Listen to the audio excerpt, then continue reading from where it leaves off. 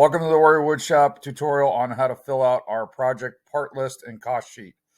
This can be one of the most daunting tasks because there are several ways to do this. One simple way, since we're using the 24 by 30 bookshelf first year project as an example, is just to create a table in Word or Google Docs.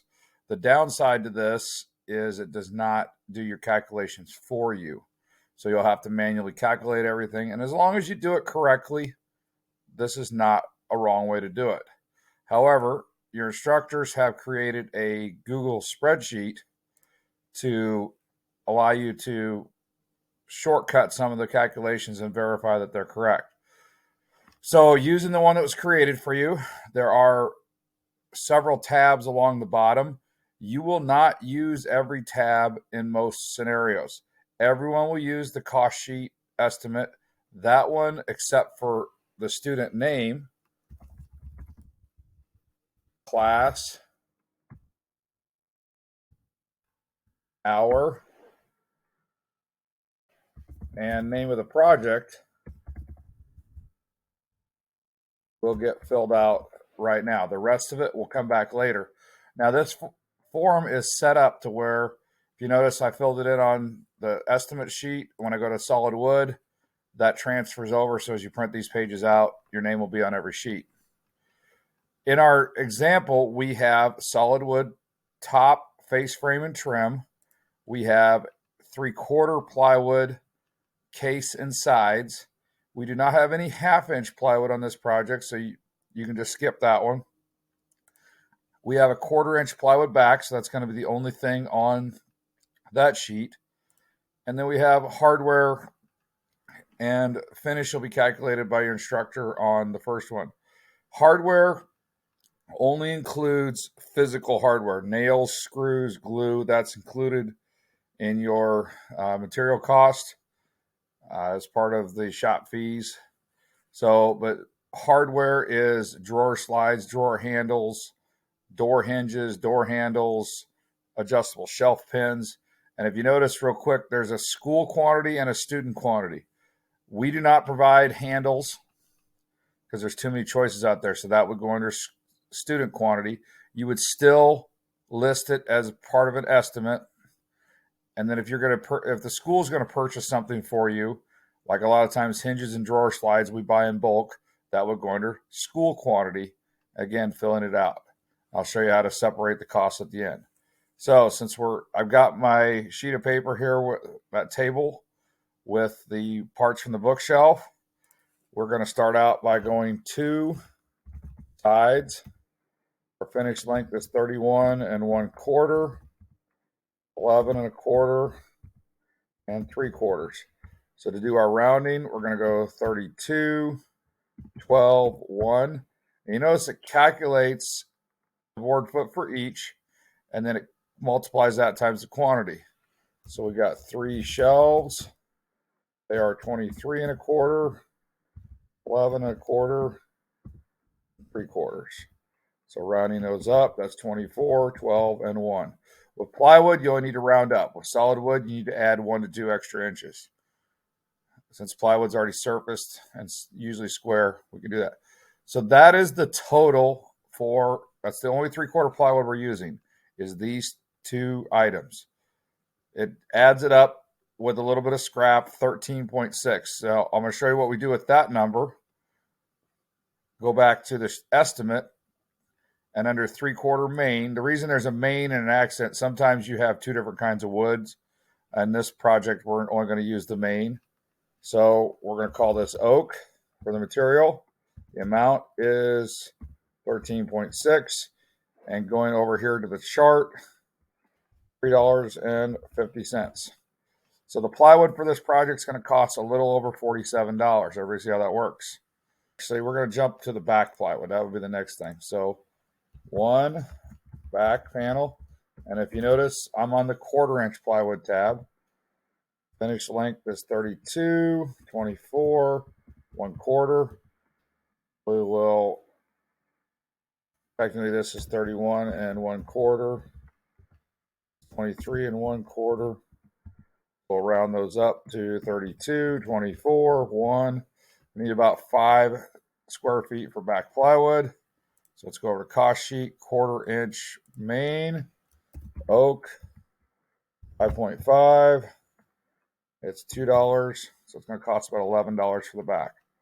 So far this project, there's the miscellaneous screws and nails, glue, all that figured in. So we're about $65 without solid wood. So we're probably looking at a $100 project here.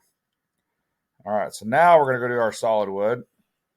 We have, and you can name these what you want. We have 2 vertical face frames. They are going to be 32, 1.5, 3/4. So that's 34, 2, 1. We have 2 horizontal face frames. Those are going to be 22.5. Remember, I'm using my notes from my drawings. That's where I'm getting all these numbers from. So 24, 2, 1. We got a base frame. That one's a little bit wider. 3, 3/4. 24, 4, 1. On the rough, you must use decimals. On the finished, you can use either or. And then we have 1 solid top, which is 34, 13, 3/4, 36, 14, 1. And you notice on the solid top, I could probably get away with that being 3.5. The solid top, I definitely do want to make sure I've got a little extra. 2 base trim sides. Those are going to be 13 by 2.5. Again, I'm using my notes from my drawings. So I've already calculated all these. Base trim front, 33. That's 33.5. So 2.5, 3/4. That's 30. So 36, 3, 1. Again, we take this number. We're going to round that to 10, or you can use your 9.8. That goes up here in solid wood. Oops. Oak, 10, 4. All right, we got one last thing. We got some hardware. We're going to purchase those for you. Adjustable shelf pins. I will fill this in. That's our vendor, 25 cents. You notice it went under, since I put under school quantity, it went under school supplied. For some reason, if you wanted, handles or something like that, it would go under student quantity. That's what ST stands for, and it would calculate it over here. So you'll have, and here's what the abbreviations stand for. So we're going to take the $1 for hardware, go back to our estimate, school hardware, just put $1.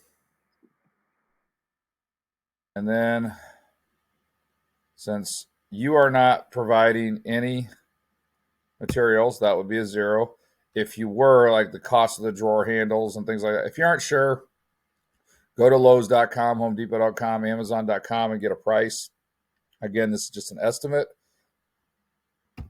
And then if you haven't used any of your shop account, you can put the $25 there or whatever's left. This would show that you would owe $84.50 basically to complete this project. Finish on a project like this, again, we'll ask the instructors about a half a gallon, $25. So that puts their project there. So down towards the bottom, it takes that 109.50, divides it up under 1, 2, 4, or 5 payments, and this is where your parent would sign the estimate.